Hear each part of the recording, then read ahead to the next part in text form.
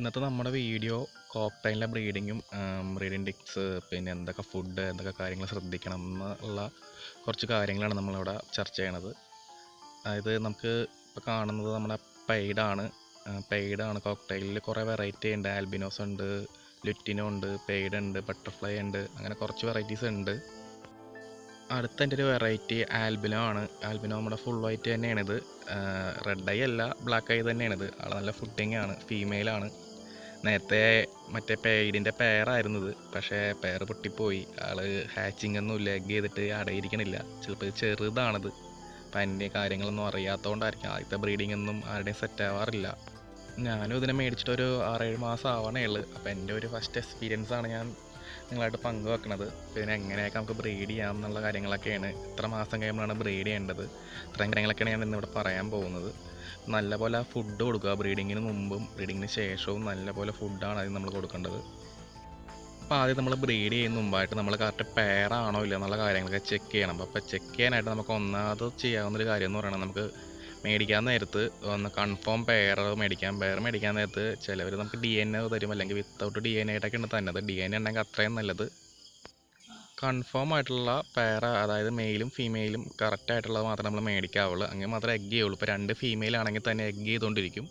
Female 2 ഉണ്ടെങ്കിൽ തന്നെ egg ചെയ്യും, പക്ഷേ എഗ് ഹാച്ച് ആകില്ല, കയറിയിരിക്കുകയൊന്നുമില്ല. ഒരു 8-10 എഗ് വരെ ഇങ്ങനെ ഇട്ടുകൊണ്ടിരിക്കും. അപ്പോൾ ഉറപ്പിച്ചാൽ നമുക്ക് എങ്ങനെ ഒന്നല്ല 2 ഫീമെയിൽ ആയിരിക്കും എന്നുള്ളത്.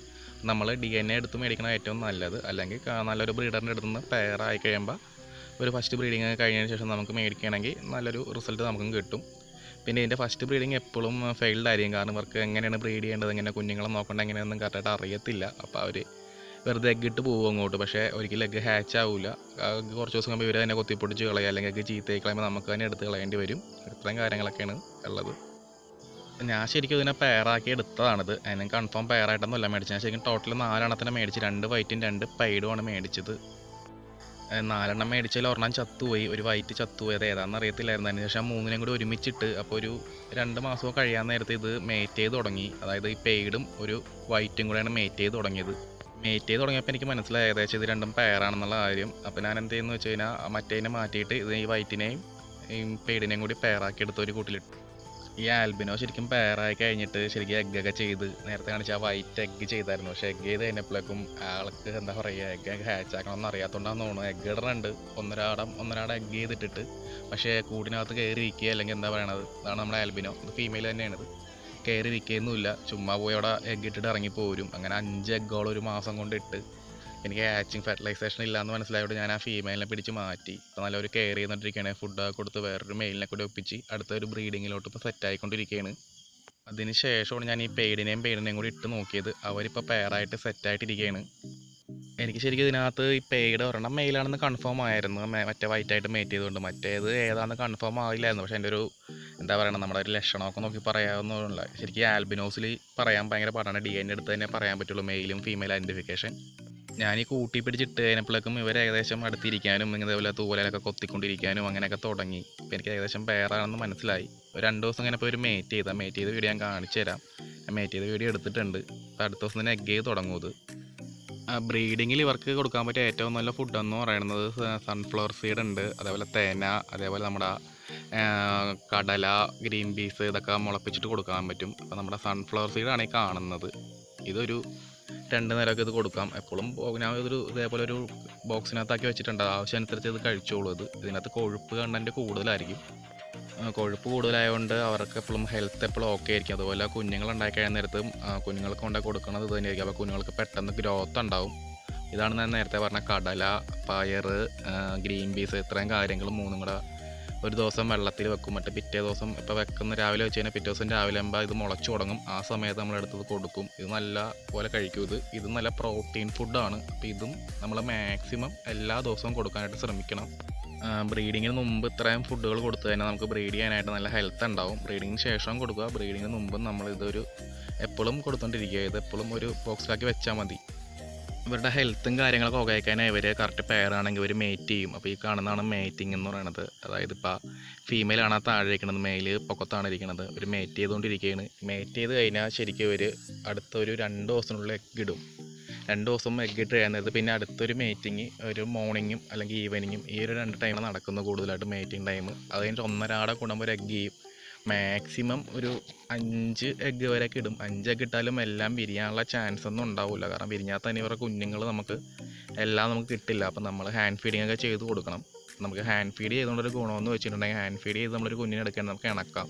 നമ്മൾ തത്തേനൊക്കെ വീട്ടിൽ വളർത്തുന്ന പോലെ തന്നെ ഇതിനെ ഇണക്കി വളർത്താം, സംസാരിക്കുകയും ചെയ്യും ഇത്. അപ്പോൾ ഹാൻഡ് ഫീഡ് ചെയ്ത് കഴിഞ്ഞിട്ടുണ്ടെങ്കിൽ കുഞ്ഞുങ്ങൾക്ക് നല്ല ഹെൽത്ത് ഉണ്ടാവും. നമ്മൾ സാധാരണ ഇവർക്കെന്ന് പറഞ്ഞാൽ കുറേശ്ശെ തീറ്റ കൊണ്ടേ കൊടുക്കുകയുള്ളൂ. അതിനേക്കാളും നന്നായിട്ട് നമുക്ക് ഹാൻഡ് ഫീഡിങ്ങിൻ്റെ ഒരു ഫുഡ് അവൈലബിൾ ആണ്. അത് മേടിച്ച് ഹാൻഡ് ഫീഡ് ചെയ്ത് കഴിഞ്ഞിട്ടുണ്ടെങ്കിൽ നമുക്ക് കുഞ്ഞുങ്ങളൊക്കെ നല്ലോണം കെയർ ചെയ്തെടുക്കാൻ പറ്റും. കൂടുതൽ ഇവർ കൊടുക്കുന്നതിനേക്കാളും ഇരട്ടി ഫുഡ് നമ്മൾ കൊടുത്തുകൊണ്ടിരുന്നത് അതിനെ പെട്ടെന്ന് വലുതാവുകയും ചെയ്യും.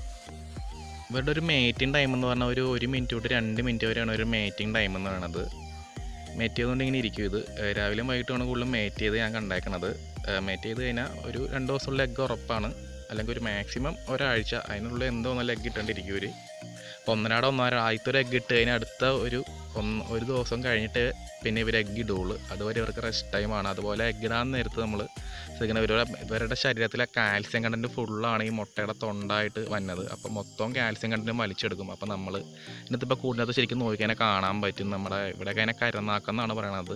കാൽസ്യം കിട്ടാൻ വേണ്ടി മീനിൻ്റെയൊക്കെ നാക്കുണ്ട്, അതെടുത്ത് ഇട്ട് കൊടുക്കും. പിന്നെ അതുപോലെ മെഡിസിനായിട്ട് വെമ്മറാളും കുറച്ച് കൊടുക്കാം. നമുക്ക് മെഡിസിൻ അധികം കൊടുക്കണ്ട, ഈ ഒരു നാക്ക് കൊടുത്താൽ മതി. അത് കഴിച്ച് അതിനകത്ത് കാൽസ്യം കണ്ടൻറ്റ് ഉണ്ട്, അത് മൊത്തം കഴിക്കാൻ നേരത്ത് കാൽസ്യത്തിൻ്റെ അളവ് വരെ ശരീരത്ത് കൂടുകയും എഗ്ഗ് എഗ്ഗ് നല്ലപോലെ എഗ്ഗിൻ്റെ തൊണ്ടിന് നല്ല കട്ടി കിട്ടും. അപ്പോൾ ഇവർക്ക് അടയിരിക്കാൻ നേരത്ത് പൊട്ടിപ്പോയൊന്നുമില്ല. അതിന് വേണ്ടിയാണ് ഇവർ ഇത് കഴിക്കുന്നത്. അതേപോലെ എഗ്ഗിൻ്റെ തൊണ്ട് ഫോം ചെയ്യാൻ വേണ്ടി കാൽസ്യം വേണം. അപ്പോൾ ഇവരുടെ ശരീരത്തിന് മൊത്തം കാൽസ്യം കണ്ടൻറ്റ് വലിച്ചെടുത്ത് തരുന്നുണ്ടെങ്കിൽ ഇവർക്ക് നല്ല ഹെൽത്തിൻ്റെ ഇഷ്യൂ വരും. അപ്പോൾ ഭയങ്കര തളർച്ചയും കാര്യങ്ങളൊക്കെ ഇരിക്കും ഇതേപോലെ ബ്രീഡായി എഗ്ഗ് ചെയ്ത് കഴിയാൻ നേരത്ത്. അപ്പോൾ നമ്മളത് ഒഴിവാക്കാൻ വേണ്ടിയാണ് ഇതുപോലെ നമ്മൾ നല്ല പോലെ ഫുഡ് കൊടുക്കുക. നേരത്തെ പറഞ്ഞ പ്രോട്ടീൻ ഫുഡ് ഇതേപോലെ കാൽസ്യം കിട്ടാനുള്ളതും കൊടുത്തോണ്ടിരിക്കണം.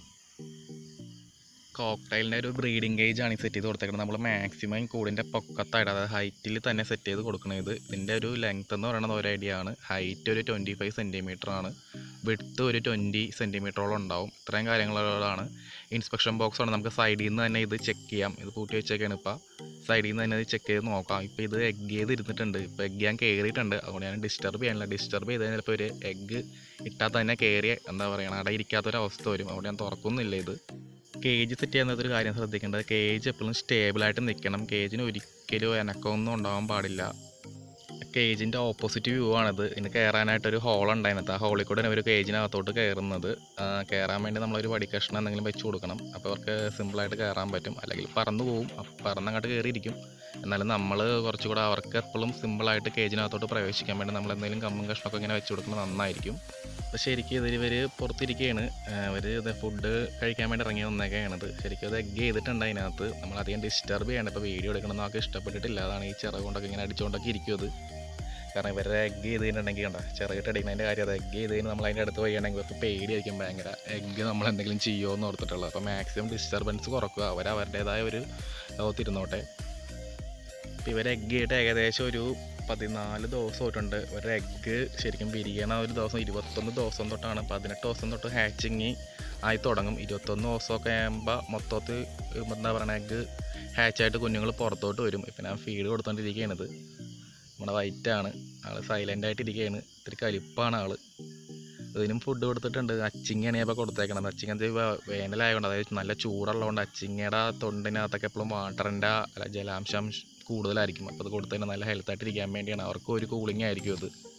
ഞാൻ രാവിലെയും വൈകിട്ടൊക്കെ ഇതാണ് കൊടുക്കണത്. കണ്ടതേ ചെന്ന് കഴിഞ്ഞാൽ ആൾ ഭയങ്കര കലിപ്പാണിത്. ചുണ്ടുകൊണ്ട് നമ്മളെ കൊത്താനായിട്ട് വരും. ആൾ എന്താ പറയണത്, ഇത്തിരി കുട്ടിക്കളിയാണ് ആൾ, ചെറുതാണ് ആൾ. പറഞ്ഞാൽ എഗ്ഗൊന്നും ഇട്ടിട്ട് ഞാൻ ഹാച്ചാക്കാൻ അറിയത്തില്ല ആൾക്ക്. ആ ഒരു ഇത് മാറിയിട്ടില്ല. 2-3 മാസം കഴിഞ്ഞാൽ ഒരു അഡൾട്ട് സ്റ്റൈലോട്ട് വരുവുള്ളൂ ശരിക്കും. ഇവർ കുഴപ്പമില്ല. ഇവരിപ്പോൾ ഇത് ഹാച്ചിങ്ങിനൊക്കെ ഇരിക്കേണ്ടത് രാത്രി ഫുൾ ടൈം ഇരിക്കുന്നുണ്ട്, അവിടെ ഇരിക്കുന്നുണ്ട്. മെയിലും ഫീമെയിലും മാറി തന്നെയാണ് ഇരിക്കുന്നത്. എല്ലാ സമയത്ത് 2 പേരും കൂട്ടിലൊക്കെ തന്നെ ഉണ്ടാവും. ഒരു 6-8 ദിവസം കൂടി കഴിയുമ്പോൾ എങ്ങനെയാലും അറിയാൻ പറ്റും. ഇതിനും കൂടൊന്നും തുറന്നു നോക്കിയിട്ടില്ല, കാരണം ഡിസ്റ്റർബ് വെറുതെ ചെയ്യേണ്ടെന്ന് ഓർത്തിട്ടാണ് ചെയ്തത്. ഇപ്പോൾ ഒരു പേടിയാണ്, നല്ല പേടിയാണ് അവർക്ക്. എപ്പോഴും കണ്ട പേടിച്ച് കഴിഞ്ഞാൽ അങ്ങനെ അനങ്ങി അങ്ങോട്ടും ഇങ്ങോട്ടും. പിന്നെ വീഡിയോ എടുക്കാൻ ചെന്നപ്പോൾ തന്നെ ആൾ ചെറുതായിട്ട് പേടിച്ച് നിൽക്കണം, എന്തെങ്കിലും ചെയ്യാൻ വേണ്ടിയാണെന്ന് ഓർത്തിട്ട് ഇങ്ങനെ നിൽക്കണത്. അച്ചിങ്ങനെ കറക്റ്റ് ഇങ്ങനെ നോക്കി അതിൻ്റെ തണ്ടിൽ വെച്ചിട്ട് ഇങ്ങനെ കഴിച്ചുകൊണ്ടിരിക്കും. അപ്പോൾ നമ്മൾ ഈ ബ്രീഡിങ് ടൈമിൽ മാക്സിമം നമുക്ക് എന്തോരം നല്ല ഫുഡ് കൊടുക്കാൻ പറ്റുമോ. പിന്നെ ഒരു സീഡ് മിക്സ് എന്ന് പറഞ്ഞ ഫുഡുണ്ട്, എല്ലാം കൂടി പുറത്തുനിന്ന് തന്നെയാണ്, ഇമ്പോർട്ടഡ് ഫുഡാണ്. അത് കൊടുത്താൽ കുറച്ചുകൂടി നല്ലതാണ്. ഞാൻ കൊടുക്കുകയാണെങ്കിൽ ഇപ്പോൾ ഒരു ടൈമൊക്കെ അത് കൊടുക്കാറുണ്ട്. അത് പെട്ടെന്ന് ഒരു കൊത്തി തീർക്കും അത്. ബാക്കി നമ്മൾ ഈ പറഞ്ഞ കൊഴുപ്പ് കിട്ടാൻ വേണ്ടി സൺഫ്ലവർ സീഡൊക്കെ തന്നെയാണ് കൊടുക്കുന്നത്. അപ്പോൾ എപ്പോഴും ഇതിനകത്ത് വെള്ളം ഉണ്ടാകണം. വെള്ളം ഒരിക്കലും ഇല്ല, വെള്ളത്തിൻ്റെ അളവ് ഒരു കുറവ് വരരുത്. പിന്നെ ഒരു കുളിക്കുകയൊക്കെ ചെയ്യും. അപ്പോൾ കുളിക്കാനായിട്ടും പിന്നെ കുടിക്കാനായിട്ടും വെള്ളം രണ്ടും ഇതേപോലെ സെപ്പറേറ്റ് ചെയ്ത് വെക്കണം. ഞാനങ്ങനെ 2 ബോക്സിൽ ഇങ്ങനെ വെച്ച് കൊടുത്തിട്ടുണ്ട്. അപ്പോൾ ഇതൊക്കെയാണ് ഇതിൻ്റെ ബ്രീഡിങ് ടിപ്സും കാര്യങ്ങളൊക്കെ.